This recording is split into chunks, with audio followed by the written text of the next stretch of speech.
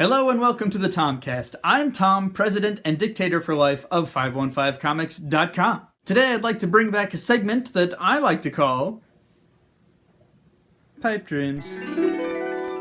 So for those who don't know or don't remember, Pipe Dreams is basically a segment wherein I have a discussion with you, the internet, that's a bit unscripted, and I just talk about something that's been on my mind for a little while. This episode, I would like to talk about fan art, specifically fan art at comic conventions. So about a week or a week and a half ago, my buddy Austin, a fellow Iowa comic creator, posted on Facebook this article, which I'll put a link to down in the description. It's written by another independent comic creator, and basically it's his argument for why artists should not make and sell fan art at comic conventions. Upon reading the article, there were some things that he said and some points that he made that I think kind of made him come off as a bit whiny. Now, I'd like to state that for the purposes of this episode of Pipe Dreams, I'm not going to get into like the legal issues with making and selling characters that you don't own. It's not really the point of what I want to talk about. The writer of the article, he's frustrated when he sees people at conventions walking around buying these prints that cost $20, $30, $50, and they're made by artists who do not own the characters. And that is frustrating, and it's so hard to make a living as an independent comic creator as it is, and it's so frustrating to have this hurdle of fan art of popular characters to contend with at comic conventions, which are one of the best ways for independent creators to make money and get their name out there. And I agree with that.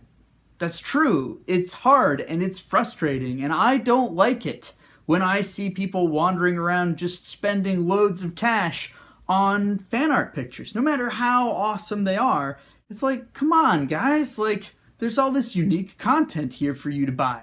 But that brings me to the other side of it. I have always been a fence sitter. It's kind of who I am. And I see it from the other side too, because clearly there's a market for people to buy fan art at these conventions.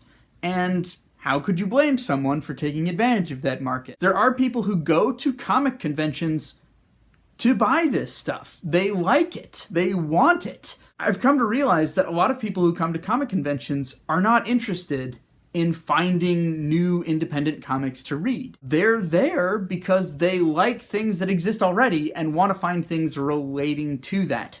So I don't think that we should rail against people who create this fan art because there are people who want to buy it. I guess I feel like some of the thinking in the article is a bit flawed, and it's something that I've kind of had to come to realize on my own, is that even if nobody made fan art and nobody made prints to sell at these comic conventions, it does not necessarily mean that all those people who buy those prints and buy that fan art would just drop everything and say, I guess I'm just going to look at all these independent comics and buy those instead. There's always vendors who are selling single issues and graphic novels and action figures and all of that other stuff that's mainstream comics. That's a big part of comic conventions. And a lot of those people also aren't interested in independent creators.